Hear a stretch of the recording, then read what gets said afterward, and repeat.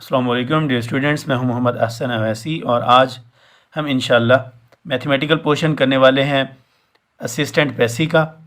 Assistant Punjab employees social security department है, labour and human resource department की wing है, उसका पेपर है। 2022 में ये पेपर हुआ था। इसका मैथमेटिकल पोर्शन करने वाले हैं मैथ के हवाले से अकॉर्डिंग टू बुक। सबसे पहला क्वेश्चन है क्वेश्चन नंबर 75। हमें वो कहता है if A and B can together complete a work in 15 days, B alone can do it in 20 days.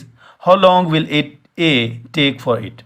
A और B मिलकर काम करें तो एक काम को 15 दिनों में पूरा कर लेते हैं। अगर B अकेला उस काम को करने की कोशिश करे तो 20 दिन उसको लग जाते हैं काम को कंप्लीट करने में। उसका क्वेश्चन ये है कि अगर A अकेला उसी काम को करे तो उसको कितना टाइम लगेगा। टोटल अगर A और B मिलकर काम तो वो एक दिन के अंदर पूरे काम का कितना हिस्सा करेंगे। एक दिन के अंदर ए और बी अगर मिलकर काम करें, देखें वो मिलकर काम करें तो 15 दिनों में काम को कंप्लीट कर लेते हैं। मतलब एक दिन में वो कितना काम करेंगे, पूरे काम का 15वां हिस्सा 1/15 पार्ट वो एक दिन के अंदर कंप्लीट करेंगे। बिल्कुल इसी तरह अगर उसने कहा कि बी काम को 20 दिनों के अंदर कंप्लीट कर लेता है, मतलब ये है कि अगर बी उसी काम को करे तो एक दिन के अंदर पूरे काम का कितना हिस्सा करेगा, 20वां हिस्सा, यानी कि 1/20 पार्ट। ठीक है, 1/20 पार्ट ये करेगा वो। अब वो कहता है कि ए उसी काम को करे तो कितने हिस्से में कितने दिनों में कंप्लीट कर लेगा। हम आराम से निकाल लेंगे, ए का एक दिन का हम काम निकाल लेंगे, एक दिन में पूरे काम का कितना हिस्सा करता है हम वहीं से अंदाज़ा लगा लेंगे। ए का एक दिन का काम हम किस तरह निकालेंगे, ए प्लस बी दोनों का मिला के एक दिन का काम, उसमें से हम बी का एक दिन का काम निकाल देंगे, हमारे पास जाहिर है ए का एक दिन का काम आ जाएगा। ठीक है ना, तो ए प्लस बी का दोनों का मिला के एक दिन का, दोनों का एक दिन का मिला हुआ काम कितना था 1/15। इसमें से ए का जो बी है इसका एक दिन का काम कितना था 1/20। 1/15 1/20, इसका हम एलसीएम निकालेंगे। एलसीएम आता है 60, तो 15 4 60 होता है, माइनस 23 60 होता है। 4 - 3 क्या आता है हमारे पास 1/60। ये आ गई हमारे पास ए की वैल्यू। ए जो है एक दिन में पूरे काम का 60वां हिस्सा करेगा, 1/60 पार्ट करेगा। मतलब ये है कि अगर ए ने काम को कंप्लीट करना है तो उसको टोटल 60 डेज लग जाएंगे। तो 60 इज़ आवर राइट आंसर। तो स्टूडेंट्स नेक्स्ट है हमारा क्वेश्चन नंबर 76।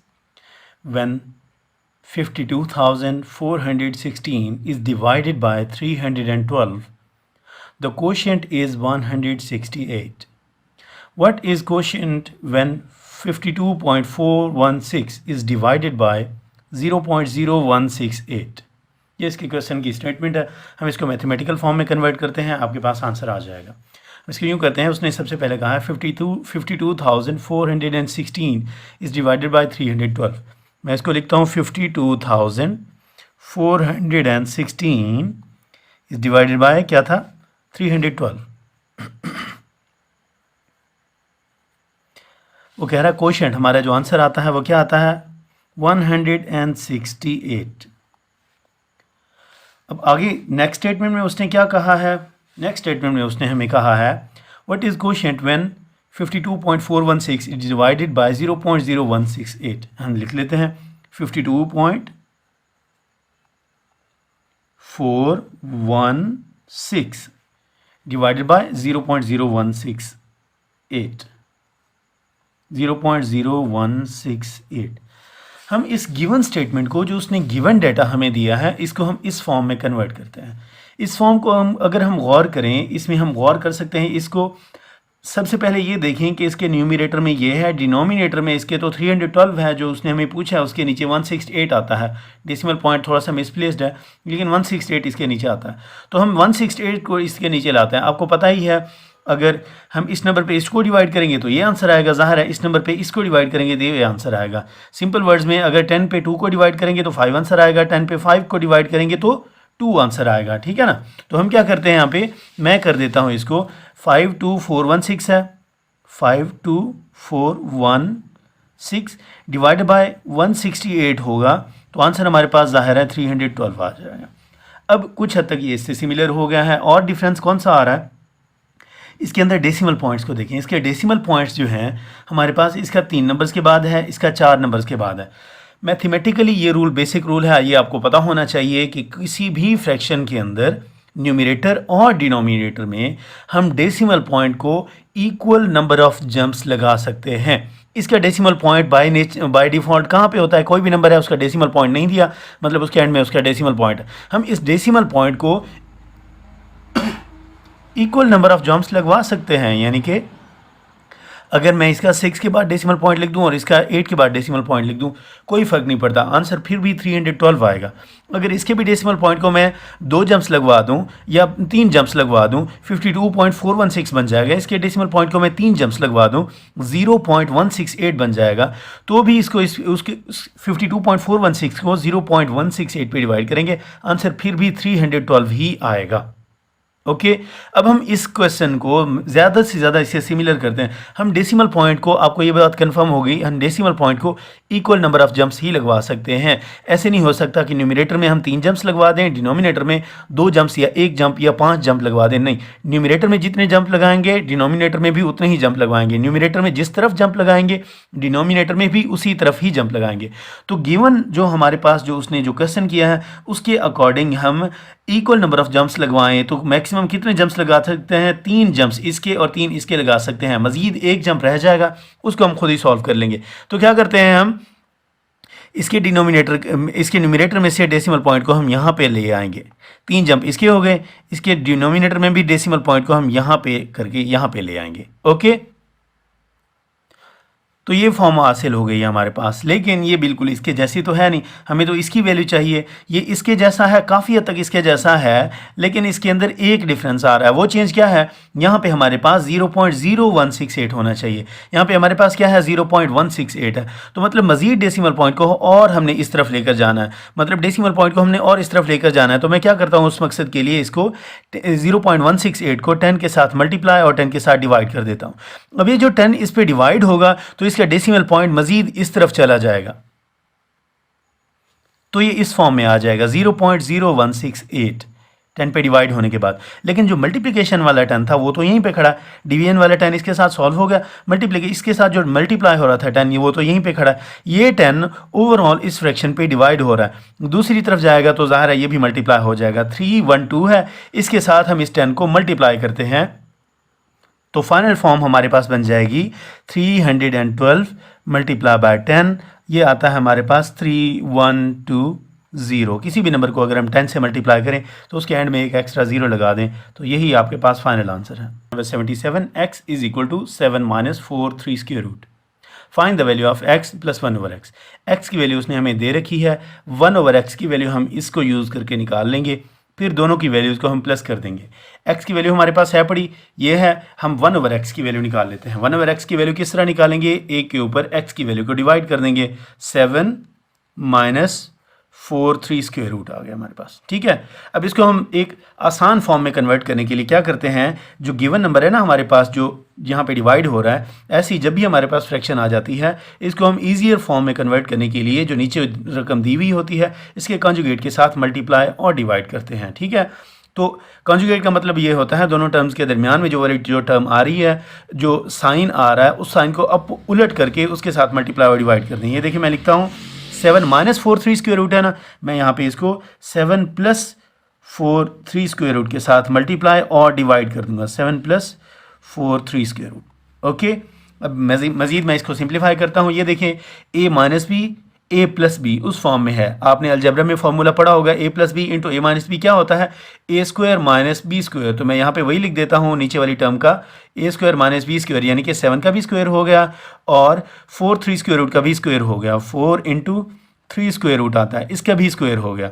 ऊपर हमारे पास क्या रहेगी? 7 प्लस 4 3 स्क्वायर रूट था, ये 1 से मल्टीप्लाई होगा तो वैसे का वैसा रह जाएगा, 7 प्लस 4 3 स्क्वायर रूट। ओके, तो हम क्या करते हैं, 7 प्लस 4 3 स्क्वायर रूट हमारे पास वैसे का वैसा रह जाएगा और हमारे पास ये जो 7 स्क्वायर माइनस 4 3 स्क्वायर रूट है इसका स्क्वायर, इसको हम सिंप्लीफाई करेंगे। 7 का स्क्वायर क्या होता है हमारे पास? 49 और 4 3 स्क्वायर रूट का स्क्वायर हम किस तरह निकालेंगे? 4 का स्क्वायर हमारे पास आता है, इसमें से माइनस कर रहे हैं, दरमियान में माइनस है, 4 का स्क्वायर आता है हमारे पास 16 और 3 स्क्वायर रूट का जब स्क्वायर लेंगे तो स्क्वायर के साथ स्क्वायर रूट कैंसिल हो जाएगा तो 3 रह जाएगा हमारे पास, 16 मल्टीप्लाई बाय 3 बन जाएगा। नेक्स्ट स्टेप हम इसका करते हैं, ऊपर वाला हमारे पास रह जाएगा 7 प्लस 4 3 स्क्वायर रूट और नीचे हमारे पास 49 है, 16 3 ज़ार 48 होता है, तो 49 माइनस 48 बन जाएगा हमारे पास। अब 49 में से 48 निकाल दें तो 1 रह जाता है। कोई भी चीज़ जब 1 पे डिवाइड हो तो कोई फ़र्क नहीं पड़ता, उसको वो सेम रहती है।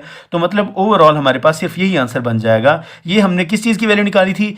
1/x की वैल्यू निकाली थी। तो ओवरऑल हम इसको फाइनली लिख सकते हैं कि 1/x is equal to 7 + 4 3 square root. Okay, तो हमारे पास 1/x की भी वैल्यू आ गई है, हमारे पास x की वैल्यू उसने पहले ही क्वेश्चन के अंदर ये दी हुई थी, x की वैल्यू है पड़ी, 1/x की वैल्यू भी है पड़ी। हम दोनों की वैल्यूज़ को प्लस कर देंगे तो हमारे पास फाइनल आंसर आ जाएगा। तो ये मैंने लिख दिया, x + 1/x is equal to, अब पहले x की वैल्यू फिर 1/x की वैल्यू, दोनों को मैंने दरमियान में प्लस का साइन लगा दिया। अब 4 3 स्क्वायर रूट, यहाँ पे ये वाला जो फैक्टर है इस जगह पे ये माइनस वाला आ रहा है, यहाँ पे ये प्लस वाला आ रहा है, तो ज़ाहिर है ये दोनों एक दूसरे के साथ कैंसिल हो जाएंगे। तो ओवरऑल हमारे पास रह जाएगा 7 + 7, वो क्या होता है? 14। यही हमारा राइट आंसर है।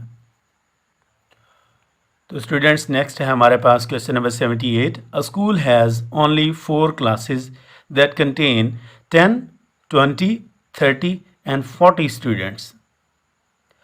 Passing percentage is 20%, 30%, 60% and 100% respectively. Find the passing percentage of the entire classes या entire school. एक स्कूल है, उसके अंदर 4 क्लासें हैं, एक क्लास में 10 हैं, एक क्लास में 20 बच्चे हैं, एक में 30 बच्चे हैं, एक में 40 बच्चे हैं। और इसी तरतीब से इनके अंदर पास होने वाले बच्चों की जो परसेंटेज है वो निकली है, 10 बच्चों वाली क्लास में 20% बच्चे पास हुए, 20 बच्चों वाली क्लास में 30% बच्चे पास हुए, 30 बच्चों वाली क्लास में 60% बच्चे पास हुए, और जिस क्लास में 40 बच्चे थे उसमें 100 के 100% बच्चे पास हुए। वो कह रहा है पूरे स्कूल की ओवरऑल आप पासिंग परसेंटेज निकालें। निकालना बिल्कुल मुश्किल नहीं है, हम यूँ लिखते हैं, पहले इनकी तरतीब में लिख लें। एक क्लास में 10 बच्चे हैं, एक क्लास में 20 बच्चे हैं, एक क्लास में 30 बच्चे हैं और एक क्लास में 40 बच्चे हैं।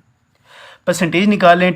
इसमें 20% बच्चे पास हुए, 20 बच्चों वाली जो क्लास है इसमें 30% बच्चे पास हुए, ठीक है।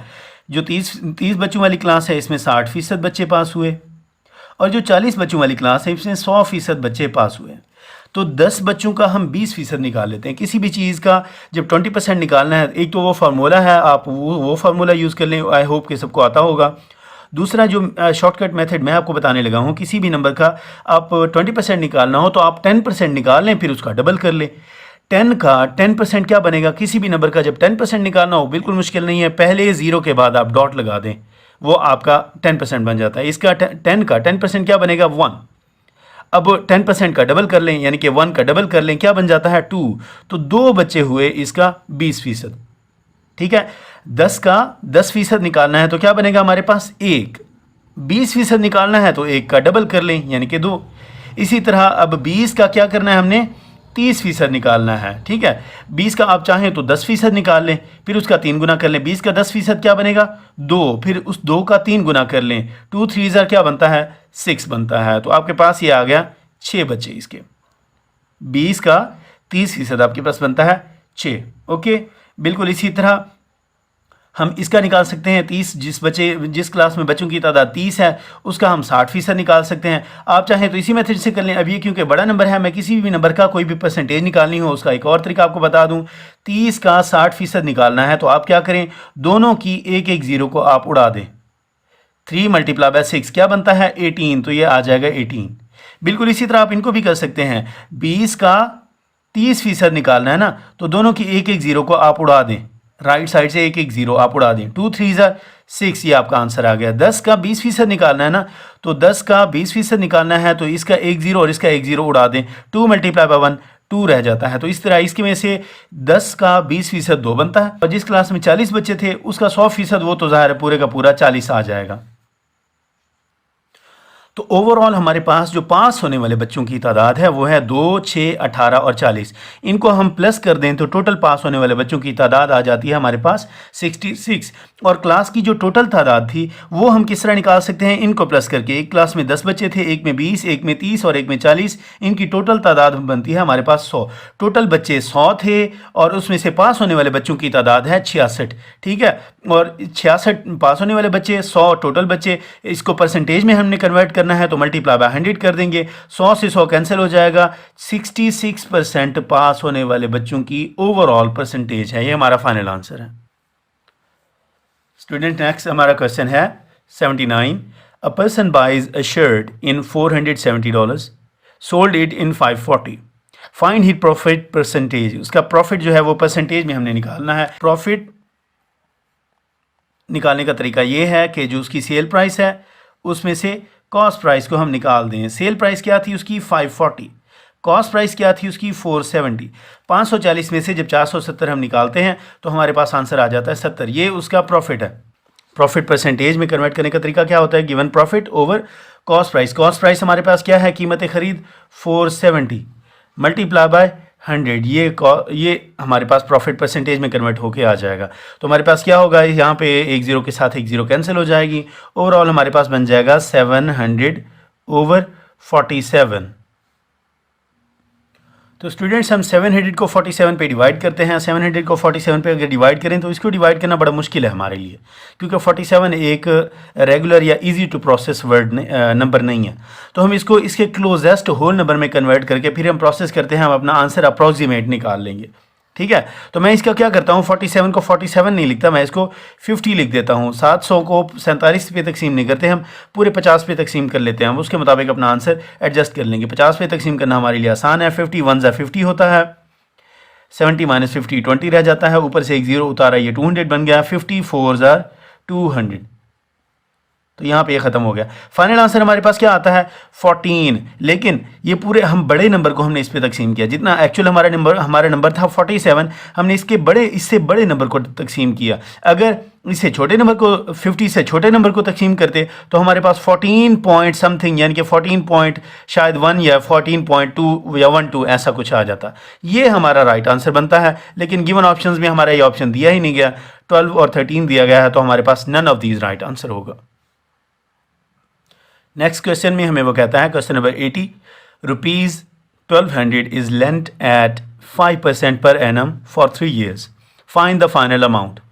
1200 रुपये किसी ने सूद पे दिए, 5% पर एनम इंटरेस्ट पे, 1 साल का इंटरेस्ट 5% था, 3 साल का टोटल, 3 साल बाद उसकी फाइनल अमाउंट कितनी बनेगी? फाइनल अमाउंट का मतलब ये है कि एक्चुअल अमाउंट भी और प्रॉफिट भी, कुल मिला के टोटल अमाउंट उसकी कितनी बनी होगी वो हम निकाल लेंगे। हम सबसे पहले इंटरेस्ट की अमाउंट निकाल लेंगे। सिंपल इंटरेस्ट के केस में इंटरेस्ट की अमाउंट का फॉर्मूला होता है P × R × T ओवर 100। ठीक है, P का मतलब है principal amount, actual amount, R का मतलब है रेट ऑफ इंटरेस्ट, T का मतलब है नंबर ऑफ ईयर्स। P का मतलब हो गया प्रिंसिपल अमाउंट, यानी कि 1200 रुपये टोटल जो एक्चुअल अमाउंट है 1200 आ गई, और R का मतलब है रेट ऑफ इंटरेस्ट, कितने फीसद लगा? 5% लगा, तो 5 आ गया।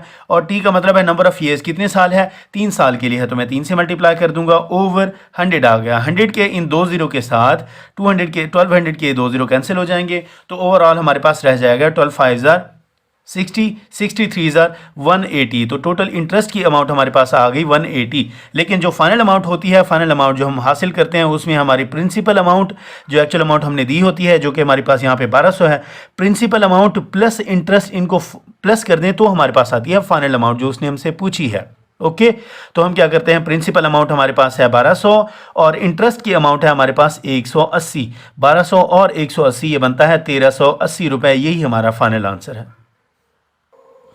स्टूडेंट्स नेक्स्ट क्वेश्चन है क्वेश्चन नंबर 81। इस पेपर का मैथ के हवाले से लास्ट क्वेश्चन है। इसमें हमें वो कहता है log 125 × 625 ओवर 25 बेस 5। इसको सिंप्लीफाई करना है, इसका आंसर निकालना। तो हम इसको इस तरह करेंगे कि देखें, हम इसको यूँ करते हैं, log हमने लिख लिया, 125 है ना, ये हमारे पास है 125। मैं 125 को क्या करता हूँ, देखिए यहाँ पे हमारे पास 5 आया हुआ है, और इन नंबर्स पे अगर आप गौर करें, ये सारे 5 की पावर्स हैं। तो बेस वाला 5 तो मैं यहाँ पे लिख देता हूँ, बाकी सबको मैं 5 की पावर्स की फॉर्म में लिखता हूँ। अगर आपने पावर्स और इंडाइसेस वगैरह किए हुए हैं तो आपको ये पता होना चाहिए कि ये जो 125 लिखा हुआ है, ये है एक्चुअली 5⁻³ ओके, और 125 था 5⁻³ और 625 जो होता है ये होता है एक्चुअली 5⁻⁴। अगर ये आपको याद नहीं है तो याद करनी पड़ेगी, इसके अलावा आपके पास कोई ऑप्शन नहीं है। आपको हमें 10 तक तमाम नंबर्स की 5 to 6 पावर्स आनी चाहिए, तब हम आसानी से मैथ वाले क्वेश्चंस को अटैम्प्ट कर सकते हैं। तो ये 5⁻⁴ हो गया, ओवर ये 25 जो है, ये तो आप सबको पता है ये क्या होता है, 5 का स्क्वायर होता है ना। ओके, नेक्स्ट स्टेप में हम इस तरह करेंगे कि log बेस वाला 5 तो हमारे पास आ जाएगा। अब ये वाले जो है ना, आपको पता ही है, दो नंबर्स अगर मल्टीप्लाई हो रहे हैं और उनकी बेस सेम है तो पावर्स आपस में प्लस हो जाती हैं। तो ये हमारे पास बन जाएगा 5 रेज़ टू पावर 3 + 4। क्या बन जाएगा? 3 + 4। अब जो डिवाइड हो रहा है वो उसकी पावर यहाँ पे आकर माइनस हो जाएगी, ये बन जाएगी 3 + 4। और ये फिलहाल मैं इसको ऐसे लिख देता हूँ 5 रेज़ टू पावर 2। ओके, तो नेक्स्ट स्टेप में इसको किस तरह लिखूंगा? लॉग बेस में हमारे पास 5 आ गया और यहाँ पे हमारे पास रह गया 5 रेज़ टू पावर 3 + 4 क्या होता है? 7। और ये वाला 2 ऊपर आएगा तो माइनस हो जाएगा, 7 - 2 हो जाएगा। तो स्टूडेंट्स इस फॉर्म में हमारे पास आ गया था log 5 raise to power 7 - 2 base 5। हम क्या करेंगे? 5 की पावर 7 - 2 हो तो क्या बनता है? 5 रेज़ टू पावर 7 - 2, वो भी 5 बन जाता है। अब जब ऐसी फॉर्म आ जाए जहाँ पे जो बेस में हो हमारे पास लॉग उसी की पावर आ रहा हो, तो लॉग ए, हमारे पास लॉगरिथम का रूल है कि लॉग ए बेस ए अगर ऐसा आ जाए तो ये हमेशा 1 के इक्वल आ जाता है। और दूसरा ये वाला जो 5 है ये हमारे पास स्टार्ट में आ जाएगा। इसको हम अगर नेक्स्ट फॉर्म में लिखें तो हमारे पास बन जाता है 5 log 5 बेस 5। अब ये वाली जो फॉर्म है log 5 बेस 5, इसका मैंने रूल आपको बताया कि अगर नंबर की बेस भी वही हो लॉग में तो उसका आंसर हमारे पास 1 आ जाता है। log 5 बेस 5 इसका आंसर 1 आ जाएगा, मल्टीप्लाई बाय 5 हमारे पास फाइनल आंसर आता है 5। यही हमारा राइट आंसर है।